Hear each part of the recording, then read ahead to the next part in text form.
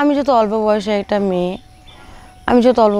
আমারও তো ইচ্ছা আছে না, আমারও তো ইচ্ছা থাকতে পারে যে আমি কারোর সাথে মিলন হই বা আমার শারীরিক চাহিদাটা মিটাই। এরকম করতে করতে অনেক দিন কাটে যায়। একদিন ক্লাসের মধ্যে তা আমি ওকে বললাম, আমার শরীরটা আর কি ভিজে গেছে, তা আমি হাত দিয়ে লাগাল পাচ্ছিলাম না। তো ওরে বললাম যে শোনো তো, আমার পিঠটা একটু মুছে দাও তো। তারপরে আমার ভিতরে একটা আলাদা একটা ফিলিংস চলে আসে, আলাদা একটা ফিলিংস মনে হয় যে কী জানি তাকে পাইলে মনে আমি ছিঁড়ে খাই, এরকম কিছু একটা মনে হয়। তো এরকম করতে ও মানে আমার প্রতি আকৃষ্ট হয়ে যায়।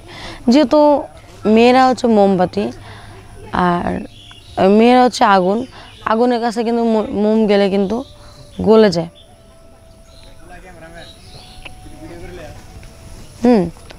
গলে যায়। তো এরকম করতে করতে এক সময় তাকে আমার কাছে টানে নিয়ে আসি। কাছে আমার যা হওয়ার তারপর তো হয়, বুঝতেই তো পারতেছেন, সব কথা তো আর বলা যায় না।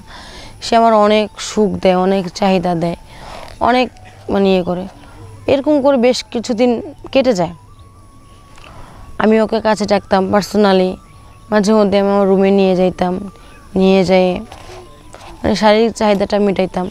তো একদিন ভাবতে ভাবতে নিজেরা না অনেক ছোট মনে হইলো যে কী রে, ও তো আমার স্টুডেন্ট, আমি শেষ পর্যন্ত ওর সাথে এই কাজটা করলাম, এটা কি ঠিক হলো? নিজের কাছে যেন নিজেকে খুব ছোট মনে হচ্ছে। আসসালামু আলাইকুম, আমি স্মৃতি। আমি রিসেন্টলি MA পাস করলাম। তো সরকারি জবের আশা করি আমি ঢাকায় আসি। তো ঢাকায় আসার পরে চাকরি হচ্ছে না, এখানে ইন্টারভিউ দিই, ওইখানে ইন্টারভিউ দিই, সব জায়গাতে ইন্টারভিউ দিই, কিন্তু কোনো জায়গায় আমার চাকরি হচ্ছে না। মানে কী একটা অবস্থা। তখন আমি স্টুডেন্ট পড়ানো শুরু করি যে নিজে তো চলতে লাগবে, চাকরি বাকরি যদি না হয়, স্টুডেন্ট পড়াই, সংসারটা চালাই বা ফ্যামিলিকে চালাই, ফ্যামিলির পাশে দাঁড়াই। তো এরকম করতে করতে ইন্টারের পরে একটা ছেলে আমার খুব পছন্দ হয়, খুব তাকে ভালো লাগে, তার অ্যাটিটিউড, তার সব কিছু আমার খুব ভালো লাগে। কিন্তু এটা প্রেমও না যে তার সাথে সংসার করব, তাও না, কিন্তু শুধু তাকে কাছে পেতে ইচ্ছা করে। যে আমি যত অল্প বয়সে একটা মেয়ে, আমারও তো ইচ্ছা আছে না, আমারও তো ইচ্ছা থাকতে পারে যে আমি কারোর সাথে মিলন হই বা আমার শারীরিক চাহিদাটা মিটাই। এরকম করতে করতে অনেক দিন কাটে যায়।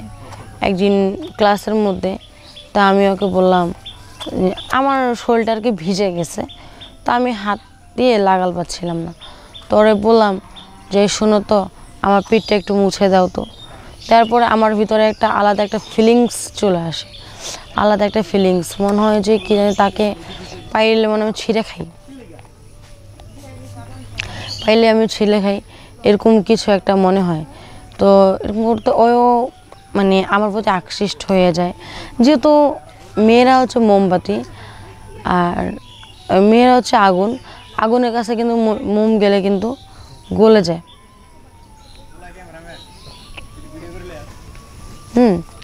গলে যায়। তো এরকম করতে করতে এক সময় তাকে আমার কাছে টানে নিয়ে আসি। কাছে আমার যা হওয়ার তারপর তো হয়, বুঝতেই তো পারতেছেন, সব কথা তো আর বলা যায় না। সে আমার অনেক সুখ দেয়, অনেক চাহিদা দেয়, অনেক ইয়ে করে। এরকম করে বেশ কিছুদিন কেটে যায়। আমি ওকে কাছে ডাকতাম পার্সোনালি, মাঝে মধ্যে আমি আমার রুমে নিয়ে যাইতাম, নিয়ে যেয়ে শারীরিক চাহিদাটা মিটাইতাম। তো একদিন ভাবতে ভাবতে নিজেরা না অনেক ছোট মনে হইলো যে কী রে, ও তো আমার স্টুডেন্ট, আমি শেষ পর্যন্ত ওর সাথে এই কাজটা করলাম, এটা কি ঠিক হলো? নিজের কাছে যেন নিজেকে খুব ছোট মনে হচ্ছে। তা আমি নিজের ভুলটা না নিজে বুঝতে পারি এবং ক্ষমা চাই আল্লাহর কাছে যে আল্লাহ এরকম ভুল যেন কোনো সময় আর যেন আমার দ্বারা না হয়। তো এরকমই কিছু কিছু ঘটে যাওয়া কাহিনী হচ্ছে, আমার জীবনও হয়েছে, আরও 5টা নারীর জীবনও হয়েছে। তো তোমরা স্টুডেন্ট হচ্ছে সন্তানের মতন। একটা শিক্ষক যখন একটা স্টুডেন্টকে একটা ওয়ার্ড বা একটা অক্ষর শেখায়, তখন কিন্তু সে মায়ের মতন, মা যেরকম ছোটো থেকে লালন পালন করে কষ্ট করে মানুষ করে, ভাষা শেখায়, ভাত খাওয়ানো শেখায়, কথায় তারপরে হাঁটা চলা শেখায়, সেরকম কিন্তু স্টুডেন্টরাও। মা বাবা দেয় ঘরের শিক্ষা, শিক্ষকরা দেয় বাইরের শিক্ষা, কীভাবে জগতে চলতে হবে, কীভাবে।